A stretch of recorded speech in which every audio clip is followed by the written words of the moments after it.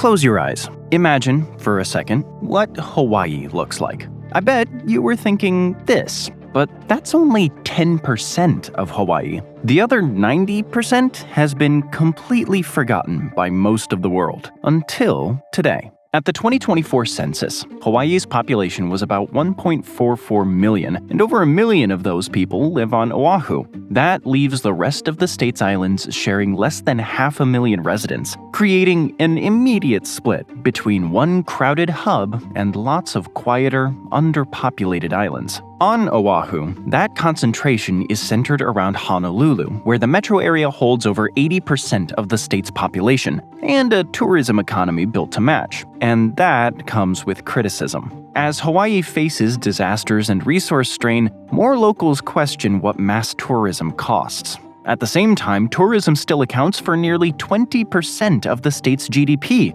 keeping Oahu locked into an industry that shapes daily life. But the farther you move away from that island, the more unfamiliar Hawaii becomes. Hawaii was born from a deep earth hotspot, a seam of rising magma, leaving a trail of islands as the Pacific plate moved on. And they're not done moving yet. Some islands rose, some sank, some changed shape or merged, and some were never meant for cities at all. Some of the lesser-known islands are sacred and protected. Some are hazardous and uninhabited, and many of them have been barely documented at all. The main islands are the ones everyone can name. The Big Island, still shaped by volcanoes, Maui, famous for beaches, Kauai, green, rugged, rainy, and dramatic, and Oahu, the tourist and population center.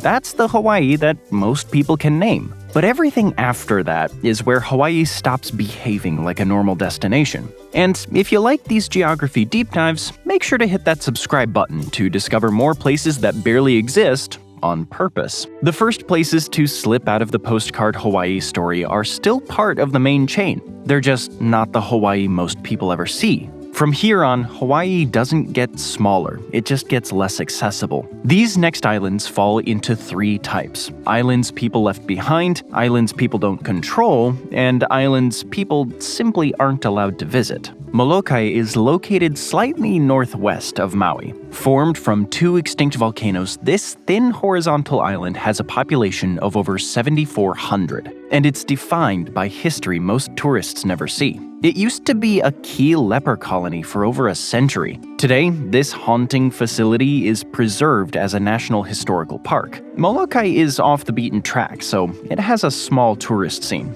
There's only one hotel operating on the island. The island is heavily dependent on the agricultural industry for its survival. Molokai also has the highest unemployment rate among any Hawaiian island. Lanai used to be under the control of Maui, but the island is much less developed than the larger ones. It has a population of just under 3,400 people. Most residents live in smaller communities, with only one school and one hospital on the entire island. But the most surprising part of this island is who owns it. The state of Hawaii controls around 2% of the island's land. The other 98% are owned by tech billionaire Larry Ellison, the co-founder of Oracle and one of the world's richest men. He bought this share from the owners of the Dole Pineapple Corporation in 2012. Ellison plans to invest heavily in the island to update its infrastructure, tourism, and agricultural industries. This included putting in close to $500 million to renovate the Four Seasons resort he owns. The settlements where the island's residents live, however, are among the small portion of the island still owned by the state.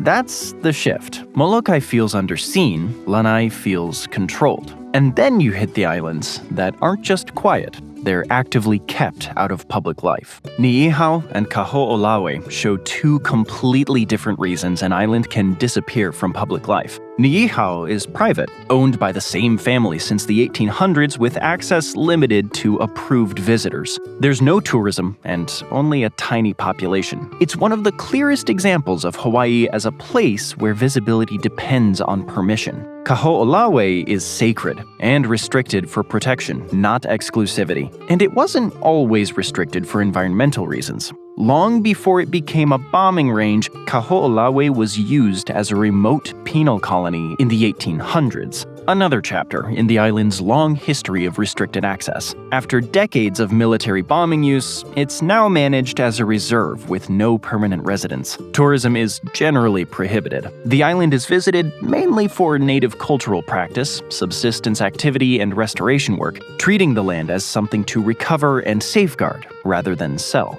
Put side by side, the contrast is simple. One is closed by ownership and the other by protection. And that's still the main chain. The state of Hawaii is far more than just the Big 8 islands. It's actually a massive archipelago spanning around 1,500 miles into the Pacific Ocean. To put this into perspective, it's roughly the equivalent of driving from Portland, Maine to Atlanta, Georgia, almost the entire length of the East Coast. The Hawaiian archipelago consists of a total of 137 islands and atolls. Most of them are uninhabited, and some of them hide big surprises. And as we explore this region further, the less these feel like islands you vacation on, and the more they feel like islands you're not supposed to find. And here's what makes that so hard to wrap your head around, because we're still calling it Hawaii, but at this scale, it stops acting like a single state and it becomes a hidden world, a trail of peaks, a trail of ruins, some of it protected, some of it restricted, and some of it barely above water.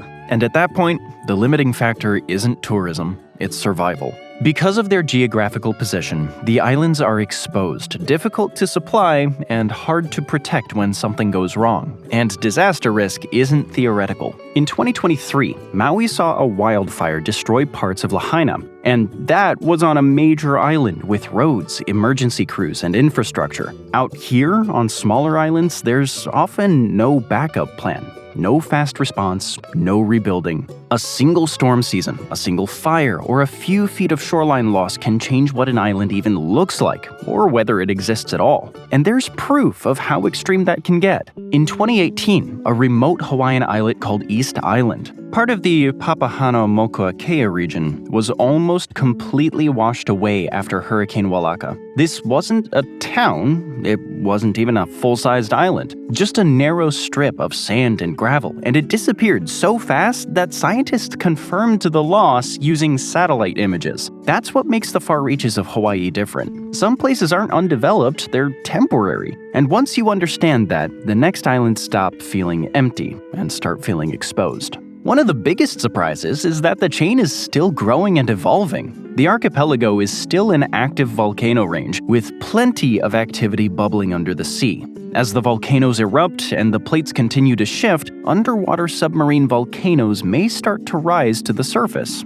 The rocky surface of the dormant volcanoes will become the base for a new landmass, and one may be getting ready to make its big debut. Located off the southeastern coast of the Big Island of Hawaii is the Kamaehuakanaloa Seamount, spanning 3,900 miles across the Pacific Ocean seabed. And this is the youngest volcano in the chain. It's starting its evolution into a shield volcano, so within 10,000 years or so, it could be poking its head above the surface. Time moves slowly when it comes to volcanoes, which means Hawaii isn't just old, it isn't even finished. Some of its islands haven't been born yet, and others, well, they simply don't exist anymore. Navigating the Pacific Ocean has never been easy. The massive size and unpredictable terrain make it a challenge for navigators, and that's before you get to Phantom Islands. These landmasses are discovered and mapped once and then vanish, never to be found again by future explorers. Some might be hoaxes or legends, others are navigation failures, but thanks to global warming, it's entirely possible that some islands may have been spotted only to be swallowed again by the rising waters.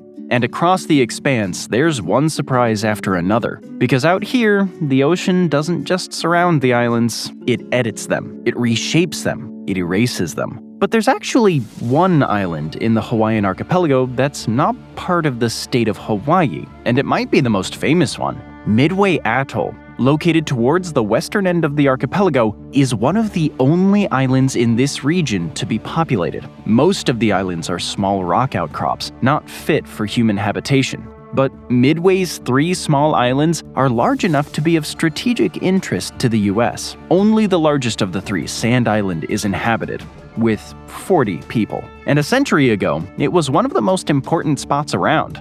Yes, it's remote, but it mattered for one reason. It sat directly in the path of war. Once World War II began, it became a critical stop for aircraft moving across the Pacific. And that made it an obvious target. The same Japanese force that bombed Pearl Harbor also hit Midway on the route. The island was attacked repeatedly in the months that followed. Then, on June 4th, 1942, Midway became the site of one of the most decisive battles of the entire conflict. The US Navy successfully defended it and inflicted massive losses on the Imperial Japanese Navy, a result widely seen as the moment the Pacific War began to turn. From that point forward, Midway stopped being a remote outpost and became a permanent piece of US military strategy. It stayed occupied through World War II, returned to service during Korea, and later operated as a naval air facility into the Cold War era, supporting long-term surveillance and defense operations. In 1993, it was handed over to civilian authorities, and today, the island is dominated by memorials and a wildlife refuge, administered by the small population that works there.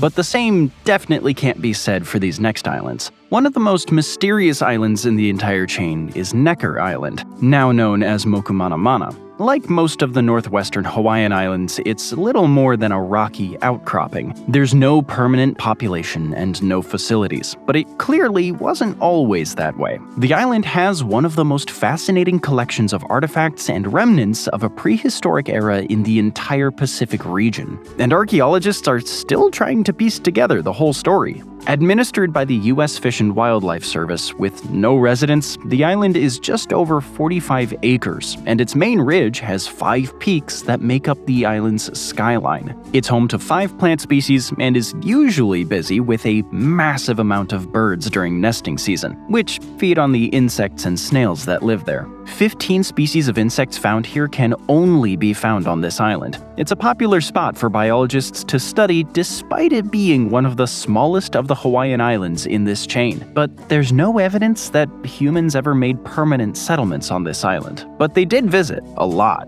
The island is packed with religious and cultural sites, indicating that it was once a popular pilgrimage site for indigenous populations. Across the island, 55 sites have been deemed significant, with 33 believed to be religious altars and other ritual sites. These mostly consist of a series of raised stones, forming a unique pavement. These early altars are different from any found on the main islands. It's also been a key spot for ancient artifacts including stone bowls, tools, and figurines of humans. Hawaiian legends speak of a mythical race of people named the Menehune, who may have built these monuments. Access to the island is strictly regulated by the government to protect the vulnerable sites within. And it's not the only spot where these unique artifacts can be seen. Bird Island, also known as Nihoa, is located to the east of Necker Island. The island is dominated by 2 peaks. Miller's Peak in the west, rising 892 feet, and Tanager Peak in the east, stretching 850 feet.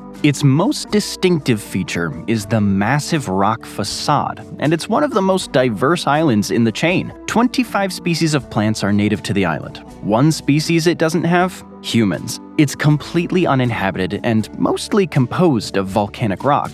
Because it's so inaccessible, its ecological scene has largely been undisturbed, but it's also extremely vulnerable to invasive species, and it's raised the attention of the government in more ways than one. Nihoa is designated as an important bird area, being home to native land birds and a massive number of migratory seabirds. But prioritizing this island has also allowed archaeologists to uncover fascinating details about the island's history, dating back well over 1,000 years. At some point, the island was inhabited. Remnants of agricultural terraces and houses have been discovered. However, due to the lack of fresh water access, there could have been a population of no more than 100 people living there. Like Necker Island, the island has been found to play host to plenty of stone artifacts unique to the region. Today, it's a protected site that's still revealing new mysteries with every visit. I've already shown that Hawaii is bigger than most people realize. But when I say bigger, there's one island that's actually closer to Alaska than it is to the eastern coast of the Big Island. Welcome to Kure Atoll. This coral atoll is found 48 nautical miles west-northwest of Midway. This ring of coral peeks out of the water, forming a small landmass that can be seen as you navigate. It surrounds a massive lagoon several miles deep, along with an island named Green Island, where people can make landfall. And it might just be one of the most remote locations in the Pacific. While this island is part of Hawaii, it's an area that very few people visit. It's completely uninhabited, and the only remnants of human life are a short runway that's fallen into disrepair and a degraded building that used to be manned by the Coast Guard. But that doesn't mean it's empty. The island is designated as a bird sanctuary and is used as a nesting ground for thousands of seabirds. Its remoteness and beauty have made it a site of interest, but its history is surprisingly short.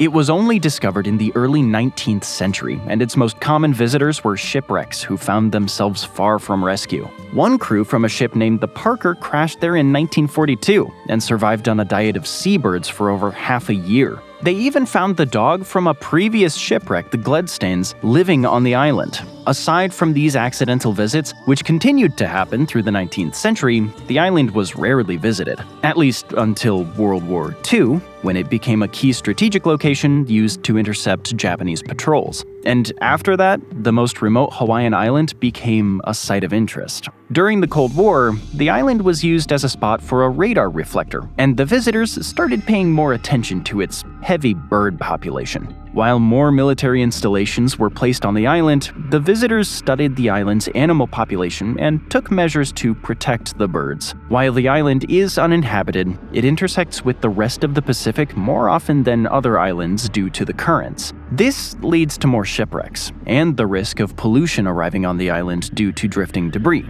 including unwanted arrivals from the Great Pacific Garbage Patch. And its future is increasingly uncertain. Kure Atoll's military past is well behind it now. The island's ecosystem is increasingly endangered by growing pollution as well as by rising sea levels. Atolls are among the most endangered land masses due to global warming. The die-offs of coral reefs and the changing water conditions could lead to some disappearing below the waves. Small crews periodically visit the island and work on cleanup and preservation. There's no evidence of past human life on the island, but it's of great interest to archaeologists due to a high number of nearby shipwrecks. So that image you had in your head at the start, the one of Hawaii, that was the exception. The reality is, Hawaii isn't just a paradise people visit. It's an entire hidden world stretching across the Pacific. Islands that are private, restricted, protected, uninhabited, still forming, and, in some cases, already disappearing. And most of it was never meant to be seen.